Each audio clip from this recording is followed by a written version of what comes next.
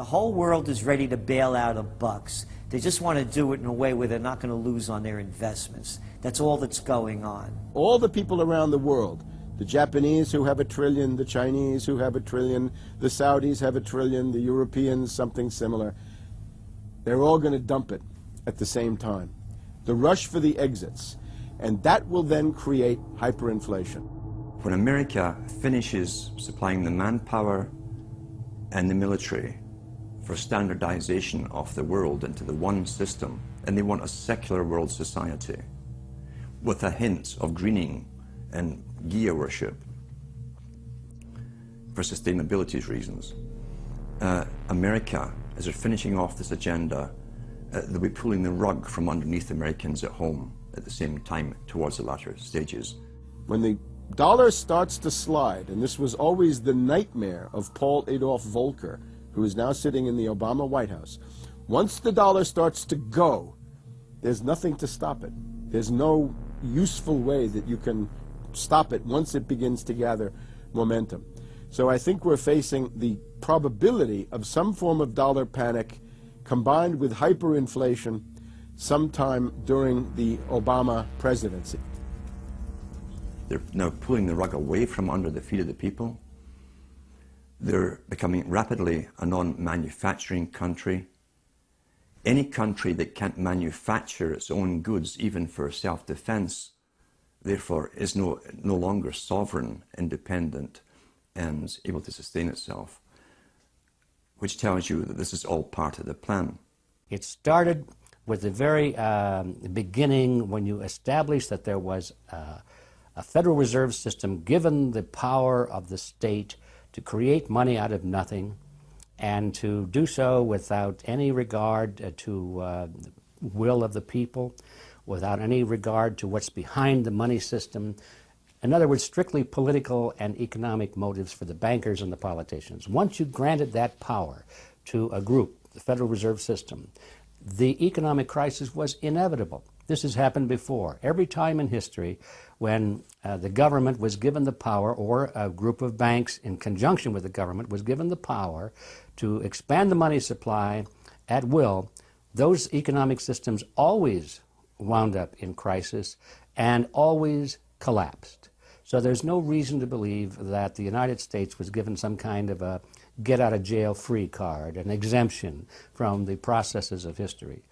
So the economic crisis began at the very beginning, and as a matter of fact, when the founders of the Federal Reserve System met on Jekyll Island back in 1910 and were drafting the Federal Reserve Act, one of the things they discussed was how to pass on the inevitable losses to the taxpayers.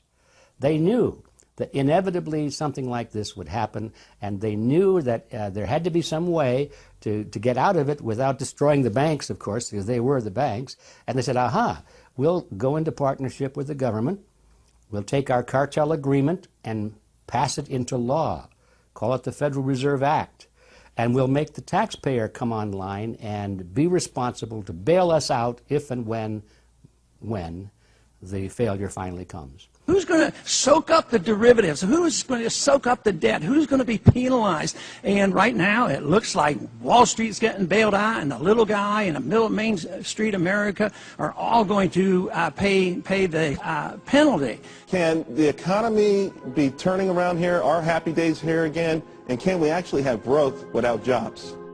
Is this an oxymoron, jobless recovery? We're going into the greatest depression. There will be no job growth. Unemployment will continue to escalate.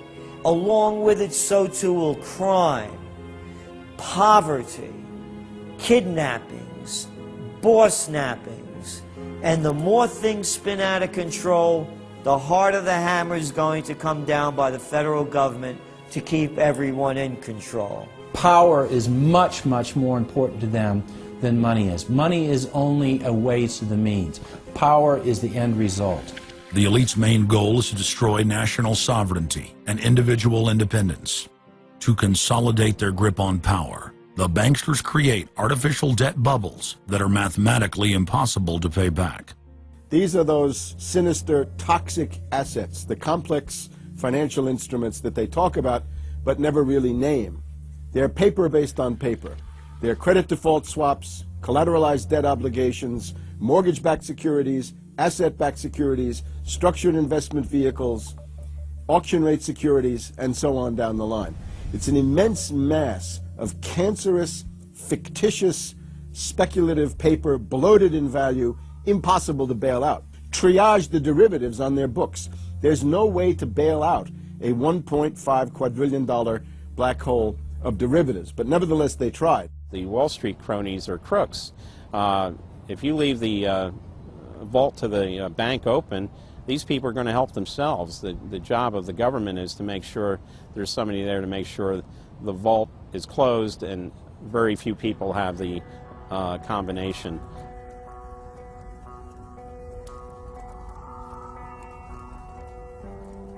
I'm William K. Black, Associate Professor of Economics and Law at the University of Missouri at Kansas City. I was a senior regulator in a number of different positions during the heart of the savings and loan crisis.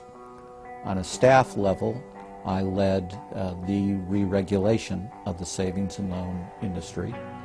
The purpose of regulation and effective criminal prosecution is to make sure that cheaters don't prosper, that honest manufacturers win in competition. The primary driver of the current crisis is accounting control fraud. These are frauds led by the CEOs of the major lending institutions and major banks and institutional buyers of toxic waste product. How did it start? It started with mortgages, particularly non-prime mortgages. In September of 2004, the FBI warned that there was an epidemic of mortgage fraud, their words, and that this epidemic of mortgage fraud would cause an economic crisis at least as large as the savings and loan debacle if it wasn't stopped. The FBI found that 80% of the mortgage fraud was being induced by the lenders, not by the borrowers. You know, much of the rage has been against the borrowers, but if you want rage, it should be at the CEOs who became fabulously wealthy by following a strategy based on fraud. The Wall Street people and their friends here at the Federal Reserve and at the U.S. Treasury and down the Washington Mall here at the U.S. Capitol. That's where the damage was done, and if people want to vent their anger, they need to vent it against these people. Between the Bush-Paulson administration and the Obama, Summers, Geithner, Volcker administration, there's really a total continuity of economic and financial policy. Geithner was on board at the Fed, the New York Fed, dealing with all these institutions. He didn't get it. And then we had this fellow who came up afterward, Mr. Friedman. He was on the Goldman Sachs board, and he didn't last too long as a Fed chairman. Why? Because he had a conflict of interest. Is it possible that there's so much conflict of interest here that all you folks don't even realize that you're helping people that you're associated with, and you should be recusing yourself for America's ethics? I behaved with the... You don't think you should have recused yourself when you asked Lehman to go in bankruptcy, you didn't put Bear Stearns in bankruptcy, and then you folded Merrill Lynch into... I mean, isn't there some point where you got to say, hey, I got a conflict of interest here? You don't feel any kind of scintilla of ethics on this thing at all? Totally. I operated very consistently within the ethic guidelines I had as Secretary of the Treasury, and when it became clear that we had some very significant issues with Goldman Sachs and with why didn't you recuse yourself with Morgan Stanley, what I did then, it would have been very wrong for me to recuse myself. What I did was I went and got a waiver from the ethics agreement, because when we had concerns... Who was in charge of the ethics agreement? What? Who's in charge of the ethics agreement that you got a waiver? We have a Office of Ethics at Treasury, and we have a White House ethics office. So you got it from the legal counsel from the White House? We got it from the Government Ethics Office. So we had Snow, we had Paulson, now we have Geithner. All these people cut from the same bowl of cloth. These are not independent Treasury secretaries. They're part of the problem, not part of any solution, and it would have been nice to see President Obama effect some change in Treasury, but of course, he went and got a Wall Street insider as his Treasury secretary. Everything that's speculative, parasitical, cancerous, bloated from all these administrations, going back to Carter and even beyond, comes together in the Obama administration. With Volcker, with Summers, who's part of the economic crimes under Clinton, the guy who brought you derivatives and the abolition of the Glass-Steagall firewall. You could not have gotten a more perfect setup for a takeover from a previous government, the Bush regime, than the Obama regime.